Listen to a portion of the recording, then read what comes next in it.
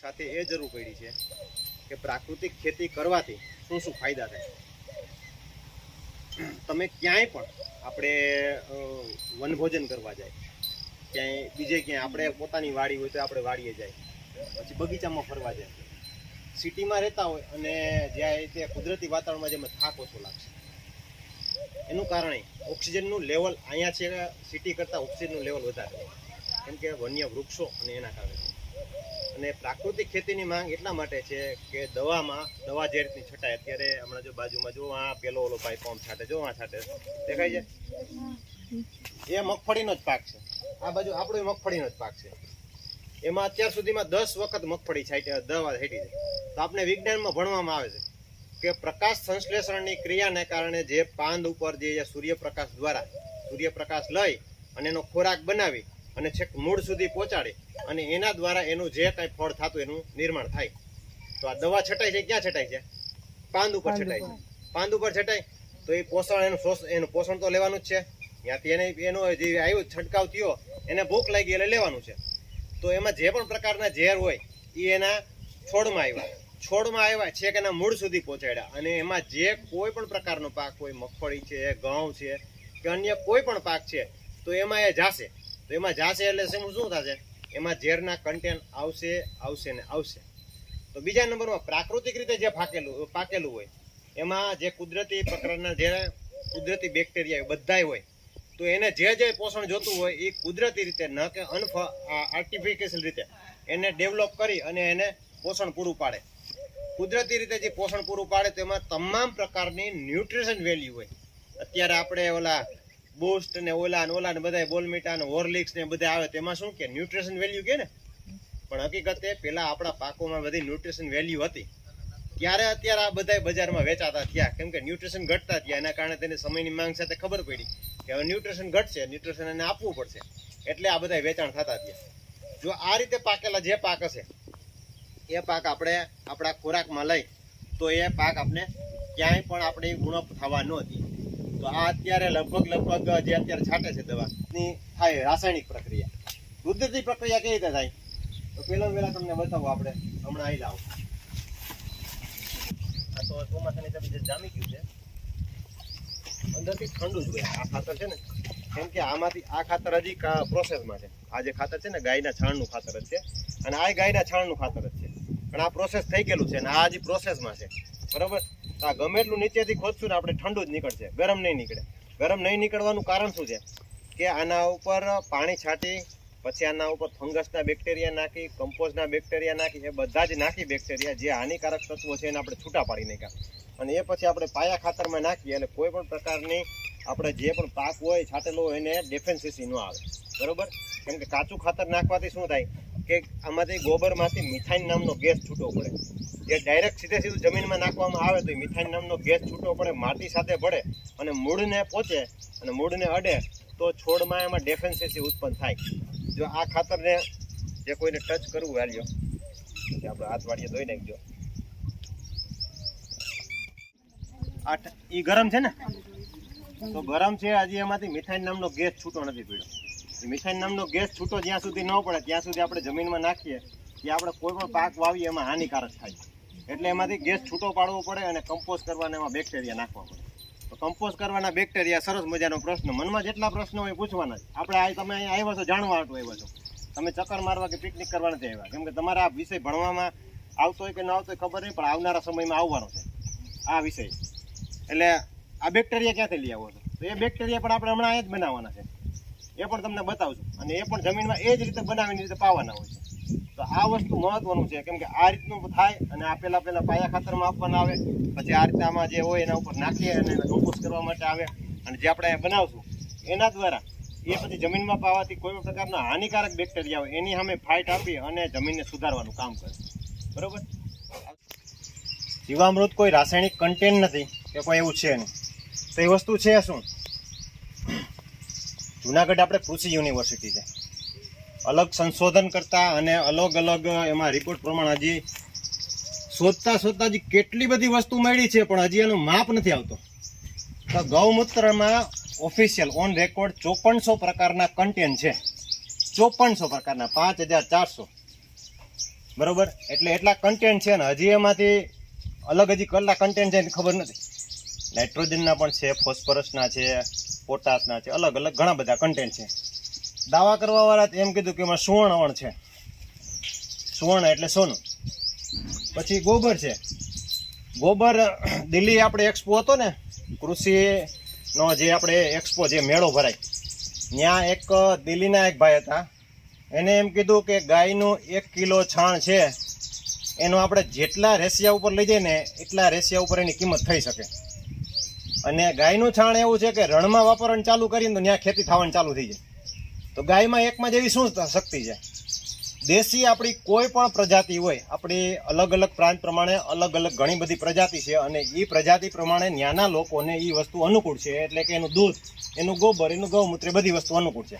દેશી પ્રજાતિ આપણે કેને કહેવાય કે આપણા બધી ગાયો છે ને એની માથે ખૂટ એટલે કે કુંધ છે. એટલે બધી સિંગ નીચે હોય તો ભલે, ઊંચા હોય તો ભલે, સીધા હોય તો ભલે, વાંકા હોય તો ભલે, આડા હોય તો ભલે, પણ જેની માથે કુંધ હોય એ દેશી પ્રજાતિ કહેવાય.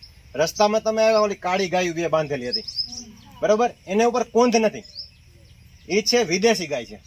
બરોબર છે. કુંધ છે એનું મહત્વ છે સૂર્યપ્રકાશ, સૂર્યકેતી નાળી, એટલે કે સૂર્ય અને ચંદ્રના જે બધા જ કિરણો આવે ને સીધા શોષી શકતા હોય એક ગાય અને એક અગ્નિહોત્ર યજ્ઞ.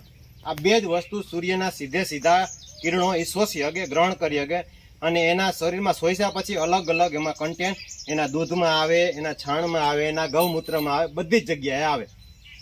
તમને જે આ ગોબર છે, અને જે પ્રમાણે જે સાયન્સની પ્રમાણે કહેવાય, જો આમાં જે છે લારું જેવું દેખાય ને એ એના સૂક્ષ્મ બેક્ટેરિયાઓ છે, જે લારું જેવું જે આમાં દેખાય છે ને આમાં. અને વધારેમાં વધારે ગાય કિંમતી કઈ છે તો માણસના મગજમાં એવું છે કે દૂધ આપતી ગાય કિંમતી છે, પણ હકીકતમાં એવું કિંમતી છે કે જે ગાય દૂધ નથી આપતી એ ગાય કિંમતી છે.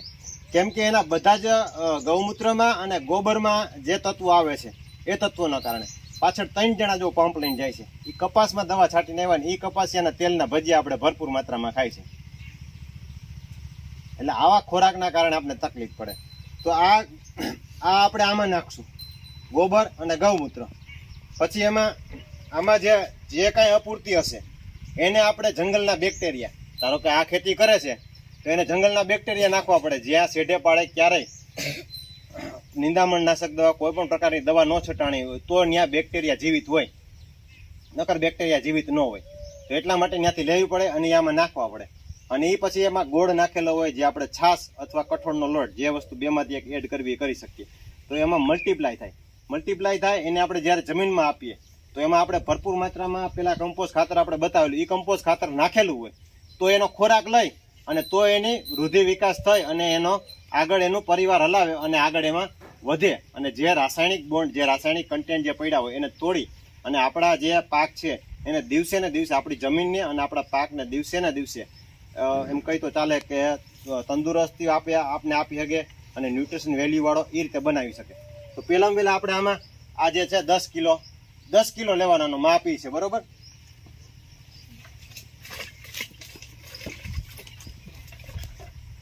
કિલો પહેલામાં પહેલા તમે આપણે ગોબર નાખવાનું છે. પછી આમાં 10 લીટર આપણે ગૌમૂત્ર નાખવાનું છે.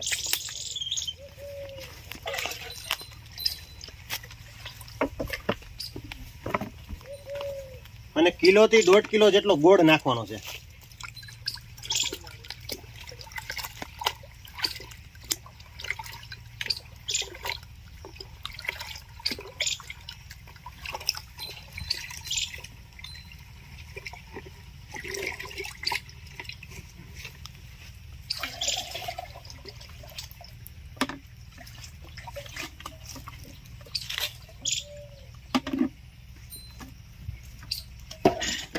માટી લેવાની તો માટી ક્યાંથી? જંગલમાંથી લેવાની છે.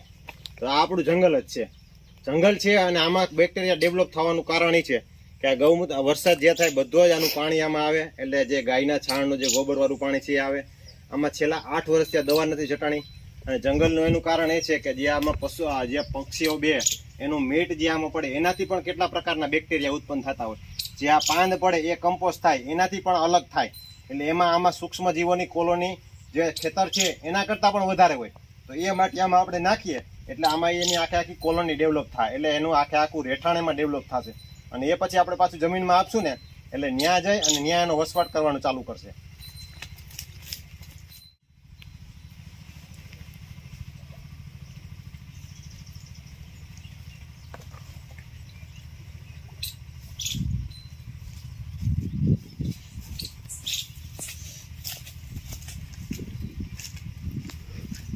બસો લીટરના ડ્રમમાં 200 થી 250 ગ્રામ જેટલી માટી નાખવાની હોય. અને એ માટી ખાસ કરીને માટી અત્યારે તો ચોમાસું છે એટલે વાંધો ન આવે, ઉનાળુ સિઝન હોય તો ભેજવાળી માટી નાખવી પડે. તો ઉપરથી કોળી માટી એક બાજુ કરી અને નીચેથી, કેમ કે ભેજ હોય તો જ એનું જીવન હોય, નકર એનું જીવન ન હોય. સૂકી માટીમાં એનું જીવન ન હોય.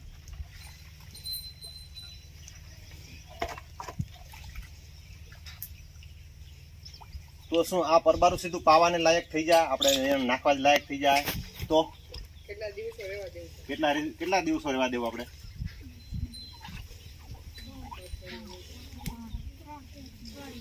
બોલો બોલો બોલો બોલો બોલો.